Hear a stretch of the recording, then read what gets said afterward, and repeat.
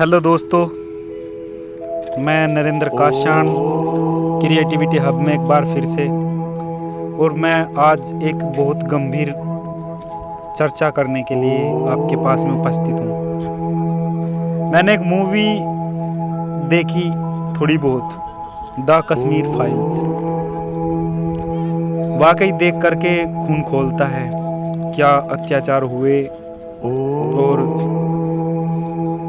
क्या हमारे जो पंडित भाई हैं, अदर्स जो हिंदू वहाँ पर थे, कितने उन पर जुल्म हुए, मैंने वो देखा। बहुत गंभीर विषय है, दुखद घटना थी। और आज के जो हालात हैं, अगर उस टाइम से थोड़ा सा मैं पहले चलूं तो हमारे जो देश के हालात थे, आप समझ गए होंगे कि मैं क्या कहना चाहता हूँ। मैं आज बात कर रहा हूँ शूद्र। शब्द कोई विचित्र नहीं है, आपने कई बार सुना होगा। जो शूद्र हैं हमारे देश में, जो छोटी कास्ट के लोग, जो छोटे तमगे के लोग हैं, उनको हम शूद्र कहते हैं। उनको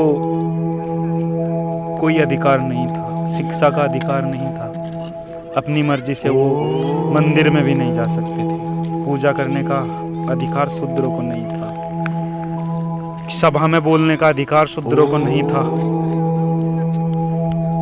और यहाँ तक कि अगर कोई स्वर्ण खाट पे बैठे हुए हैं, किसी चारपाई को डाल करके किसी सभा में कहीं भी बैठे हुए हैं, तो शूद्रों के साथ में जो होता था, जो हो रहा है, मैं वो बता रहा हूँ कि जो शूद्र लोग हैं ना, वो उसी खाट के पास में नीचे बैठते हैं, किसी के बर्तन को नहीं छू सकते। ये हमारे शूद्र थे, शूद्र हैं। अगर कुछ ऐसा हुआ, या तो वो मार दिए गए, अगर अपने नियमों से हटके चले, या वो पीट दिए गए। उल्टा अगर कहीं शिकायत दर्ज हुई तो हमारे जो कानूनी व्यवस्था है उनको भी दबा दिया गया, या फिर उनकी कोई सुनवाई नहीं हुई। तो दोस्तों, मैं आप सबसे गुजारिश करता हूं कि एक मूवी ऐसी लेकर के आनी है, ऐसा कुछ करें कि जो हमारे देश में जातिवाद है ये बिल्कुल खत्म हो जाए। जो जाति शब्द है, स्वर्ण और जो शूद्र, ये इस देश से खत्म हो जाए। अपना देश तरक्की तभी कर सकता है। एक अलग आरक्षण, एक सब कुछ अलग होता है यार, सब कुछ एक अलग कोटा हो गया।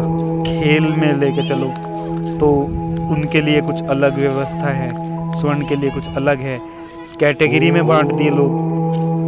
तो ऐसा कैसे यार? योग्यता के आधार पर क्यों नहीं होता सब? योग्यता के आधार पर, आर्थिक व्यवस्था के आधार पर अगर आरक्षण मिले तो बेटर है ना। मैं सबसे जानना चाहता हूँ। तो दोस्तों, मेरी आवाज को बुलंद करें, मेरा साथ दें। मैं वाकई इस बात को लेकर के मैं दुखी हूँ, भावुक हूँ बहुत ज़्यादा। मैं परेशान रहता हूँ कि देश, अपना देश गया कहाँ है। जातिवाद का मुद्दा है, यहाँ धर्म बचा नहीं सकते और हम उलझे हुए हैं जाति में। अगर मान लिया जाए, चलो मानते हैं कि हम हिंदू एक हैं, तो कोई आकर के बता दे कि कैसे एक हैं। नहीं है हम एक, हम तो बटे हुए हैं। हम कश्यप हैं, हरिजन हैं, वाल्मीकि हैं, हम जाट हैं, हम ब्राह्मण हैं। अरे हम तो पता नहीं क्या क्या है भाई। हम कहाँ हिंदू हैं? हिंदू तो हम है ही नहीं। हम खुद को सनातनी बोलते हैं। और मैं ये चैलेंज देता हूँ कि अगर पूरे देश में पूछा जाए कि सनातनी क्या शब्द, इस शब्द का नाम, मेरे भाइयों, लगभग 50% से ज़्यादा लोग अर्थ नहीं बता पाएंगे। सनातनी शब्द क्या है, गारंटी देता हूँ मैं। और बोलते हैं हम हिंदू हैं। अरे हिंदू बने ना, कब सिखाया महर्षि दयानंद ने? कब सिखाया कि हम अलग अलग हैं, हम हिंदू नहीं हैं, हम सनातनी नहीं हैं? कौन सी जाति में बोल के बताया? कब बताया कि मैं जाट हूँ? कब बताया कि मैं शूद्र हूँ या मैं स्वर्ण हूँ, मैं मुझे ये आरक्षण चाहिए, ये वो चाहिए? या फिर कौन सा भेदभाव रख करके उन्होंने शिक्षा दी? कौन से भेदभाव रख करके उन्होंने अपने धर्म का प्रचार प्रसार किया? किसको साथ लेकर के नहीं चले?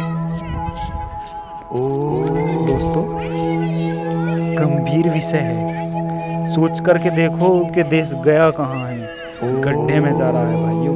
मैं समझ रहा हूँ, मैं औरों को भी समझाता हूँ, तुम भी समझाओ। आखिर चल क्या रहा है हमारे देश में? गहन विचार करो, खुद से सोच के तो देखो यार, हो क्या रहा है अपने देश में। बटिए मत, इकट्ठे हो जाइए, क्योंकि आपने देखा होगा कि चंद देश हैं जो भारत के समर्थन में होते हैं, नहीं तो यूएनओ में बैठकर ना आवाजें खिलाफ ही उठती हैं। तो दोस्तों, मेरी बात अगर आपके पास तक पहुंची है तो विचार करें। मैं एक बार फिर से, अगर मेरी बात पहुंच रही है, मैं फिर से आऊँगा आपके पास में, और मुझे इससे पता चल जाएगा कि जो ये आप मुझे देख रहे हो, मुझे कितने लोगों तक दिखाते हो। तो दोस्तों, धन्यवाद करना चाहूँगा, और कहते हैं ना, वेलकम बैक। मैं फिर से आऊँगा कुछ सवाल लेकर के, कुछ सवाल करने के लिए। एक बार ज़रूर सोचें। तो धन्यवाद फिलहाल के लिए। मैं फिर से आऊँगा दोस्तों। नमस्कार।